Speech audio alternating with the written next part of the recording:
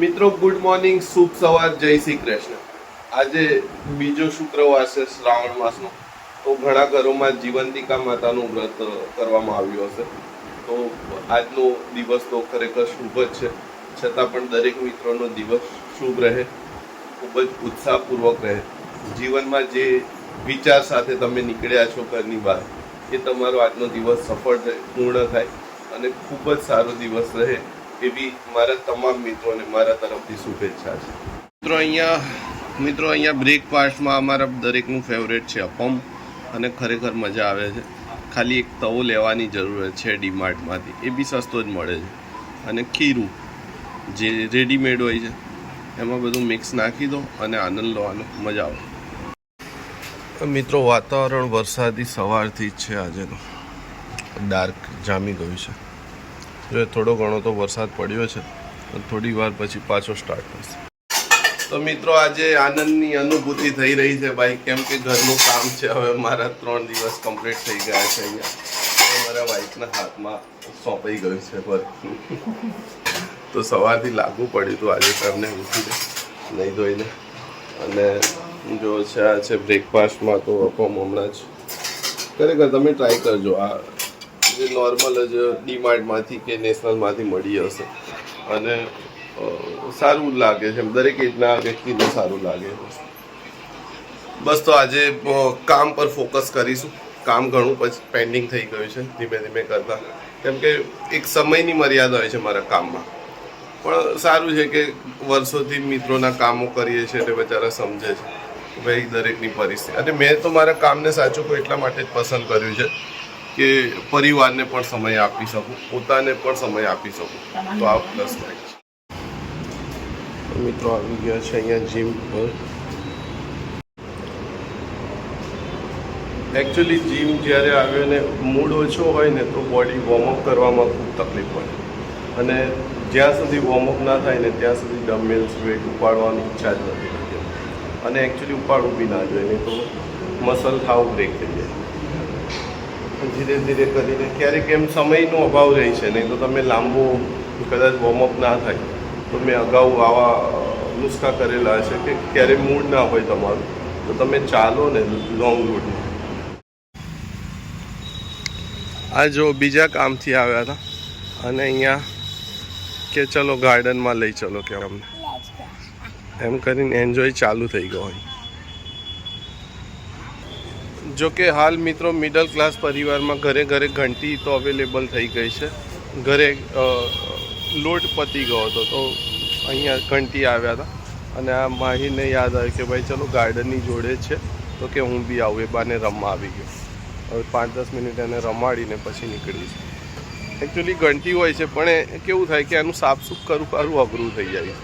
એના કરતાં બેટર એમ રહે કે કોઈ ઘંટી એ નાખી દો અને એ જ બેસ્ટ રહે છે. હું તો કહું જે કદાચ લેવાનું વિચારતા હોય ને ઘંટી, તો ખોટી જગ્યા જ રોકશે તમારા ઘરમાં. એક એના કરતાં બેટર છે કે 10-15 દિવસ એકવાર ચાલે એટલો લોટ દડાઈ દેવો અને પછી એ પ્રમાણે સેટઅપ થઈ જાય. ડરે છે કેમ ભાઈ? કશું નહીં થવાનું. ના ના રમ કશું જ નહીં. અરે કશું અવાજ આવે તો ચોમાસામાં શું થાય, કડક થઈ જાય ને એટલે.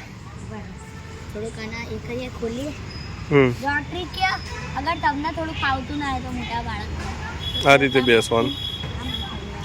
અને પહેલે શું થતું કે ભીડ હોય ને ગમે ત્યારે, પણ નાનો ને તો એટલો જીતી ને કે ગમે તેમ કરીને બેસવું જ છે, તો બહુ પ્રોબ્લેમ થતી. હવે શાંતિ છે કે એવો ઓકવર્ડ ટાઈમ પસંદ કરીએ ને જેથી કરીને કોઈ હોય જ નહીં. યા તો કેમ કે મોર્નિંગમાં બી થોડું લેટ ઉઠવાનું થાય ને તો આવીએ અમે તો 9 વાગ્યા પછી, એટલે કોઈ હોય નહીં. અને રાત્રે બી અત્યારે જો ટાઈમ એવો છે ને ઓકવર્ડ, સ્કૂલ બપોરની છે માહીની, એટલે એ પ્લસ પોઈન્ટ થઈ જાય. स्टार्ट इसमें भी लाइक और सब्सक्राइब नहीं, आपके ऊपर है, आपके ऊपर है, मैं फोर्स नहीं कर रहा. માહી નાનો ને તો અહીંયા એ ભાઈ પેલું મોટામાં રમવાનું હોય. તારી એજના બાળકોનું સામે છે જો,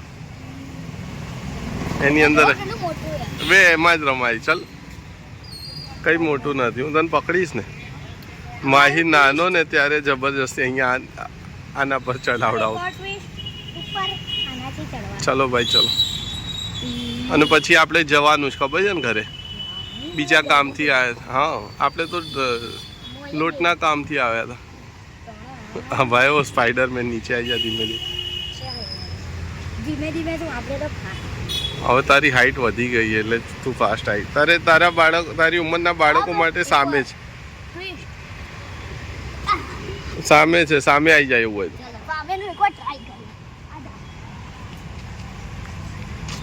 અને પછી જઈએ ઘરે. હા ચાલ હું છું નહીં પડવા દો, ચિંતા ના. કશું ઊંચું નથી. अगर मैंने ये कर लिया तो आपको लाइक और सब्सक्राइब करना पड़ेगा. बोलो जबरदस्ती है आवाज तो नहीं આવતી ના. वो साइड आ जाओ. કેમ ત્યાંથી ઉતરવાનું? ના ઉતરવાનું નહીં, ખાલી દેખાડો મામો બે ચલો હવે ધીમે ધીમે આવી જાઓ. હવે કોઈ ટ્વિસ્ટ નહીં, હવે કોઈ ટ્વિસ્ટ નહીં, શાંતિથી ધીમે ધીમે. એ છે હાર્ડ. ધીમે ધીમે. હા વેરી ગુડ. ચલો વેરી ગુડ. બાળકોને એકવાર ગાર્ડનમાં લાવીએ ને એટલે કે 5 મિનિટ કરતાં 15-20 મિનિટ અડધો કલાક જતો રહે. ધ્રુવ એનો મોટો ભાઈ પણ આવું જ કરતો. તો પપ્પા એક થોડી વાર રમી લો. ચલો ભાઈ. તો अब અમે નીકળી ગયા છે ઘર બાજુ. વોકિંગ ડિસ્ટન્સ જ છે આમ તો. ઘણી વાર વોકિંગ કરતા આવે, ઘણી વાર સાયકલ લઈને આવે. એકલી માહિરની સાયકલ હોય તો સાયકલ મને યાદ છે કે કાકા જોડે સારું બને ને તો એની સાયકલ કે ઓપા બહારથી કોઈ લઈ જાય. આ તાળું ચાવી લાવવાનું ભૂલી ગયો હોય. અમે ઘણી વાર લઈને આવે સાયકલ અત્યારે આવા દે કે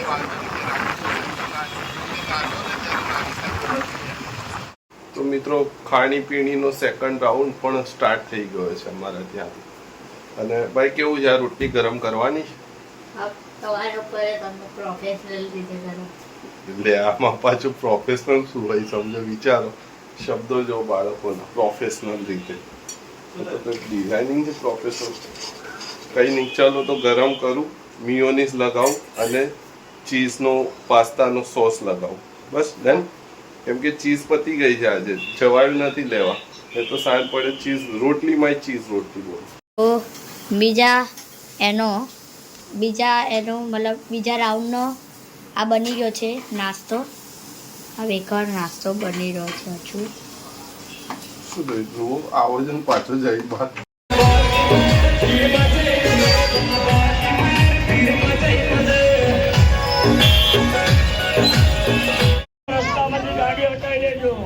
અને દશામાનો પ્રસાદ લેતા જાઓ, એક પ્રસાદ લેતા જજો. ટર્નિંગ માંથી ગાડીઓ લઈ લેજો ભાઈ, ટર્નમાંથી મંદિર જોડેથી ગાડીઓ જવા દેજો આગળ. ભાઈ જો આજે દશામાના નામનો જલસો છે. અહીંયા બધા ટેન્ટ બેન્ટ લાગી ગયા છે. ચા ને નાસ્તો ફૂલ જોશમાં દરેક જગ્યાએ વેચાઈ રહ્યો છે. એવું હા લઈ લો.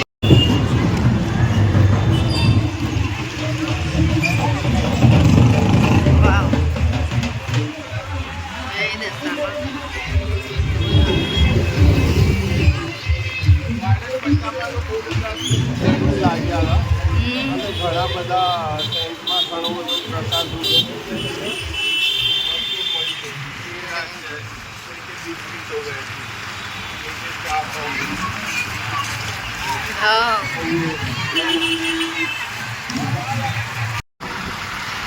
હા મિત્રો, રિવરફ્રન્ટનો વ્યૂ જો એકવાર કેવો ગજબ લાગે છે. ક્યાંક ફોરેનમાં હોય એવું લાગે જો. એટલીસ્ટ અમે જે એરિયામાં રહીએ છીએ અત્યારે તો સ્ટાન્ડર્ડ છે એરિયો. પણ આ બધા તહેવારો લોકલમાં જ માણવાની મજા આવતી. કેમ મિત્રો, તહેવારો બધા લોકલ એરિયામાં જ મજા આવે એન્જોય કરવાની. અમારી સોસાયટીમાં તમે જુઓ ને તો તમને એમ થાય કે આ સોસાયટીમાં કોઈ રહે છે કે કેમ, એવું ફીલ થાય. અંધારું ટોટલ. અને અહીંયાથી વાડજ વિસ્તારમાં આવવું પડે રાણીપથી ત્યારે જોવામાં. અને પહેલે મેઘાણીનગરમાં તો તમે એટલું બધું એન્જોયમેન્ટ રહેતો આમાં. જોઈએ અહીંયા કેશવનગર મંદિર છે દશામાનું. અમે લોકો ત્યાં જ પધરાવા જતા જ્યારે બી કરતા દશામાની મૂર્તિ લાવતા ત્યારે. અહીંયા તો જ્યુસ મળી રહ્યો છે. લો ટેસ્ટ કરો. સારું છે. દૂધ કોલ્ડ ડ્રિંક ખરેખર મસ્ત બનાવી. તહેવારોની મજા માણવી હોય ને તો લોકલ એરિયામાં જ હોય.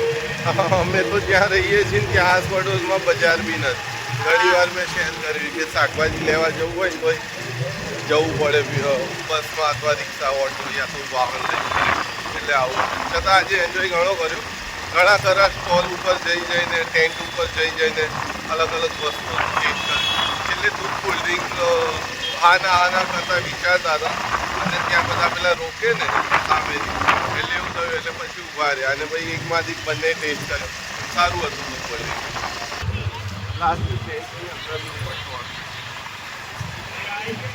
તમારે ચા પાણી કોફી દૂધ કોલ્ડ ડ્રિંક જ છે ત્યાં બી. એવું છે.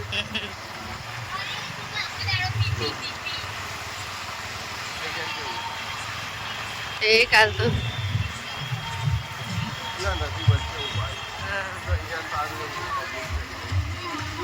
અહીંયા કમ્પલસરી અરે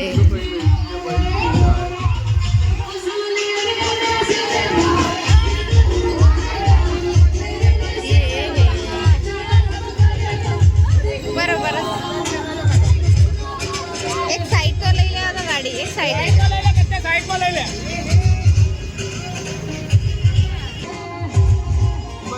એક જ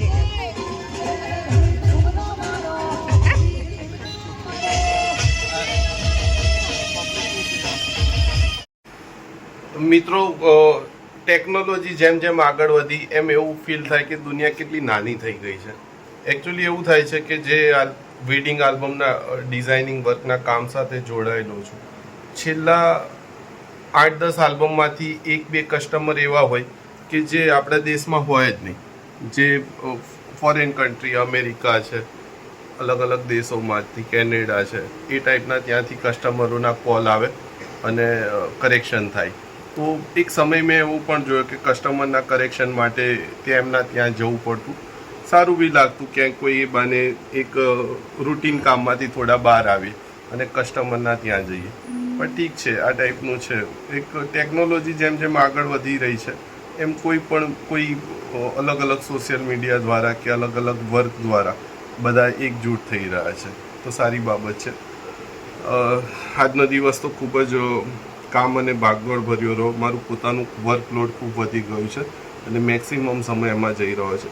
છતાં દરેક મિત્રોને શુભેચ્છા પાઠવીશ કે તમારો દિવસ પણ સારો રહ્યો હશે અને દરેક મિત્રોને ગુડ નાઇટ, શુભ રાત્રિ અને ફરીથી મળીશું નવા બ્લોગ સાથે. અને દરેક મિત્રોને એટલું જરૂર કહીશ કે સપોર્ટ કરવા બદલ ખૂબ ખૂબ ધન્યવાદ. જેટલા પણ નવા મિત્રો જોડાઈ રહ્યા છે અને સપોર્ટ આપી રહ્યા છે દરેક મિત્રોનો ખૂબ અભિનંદન.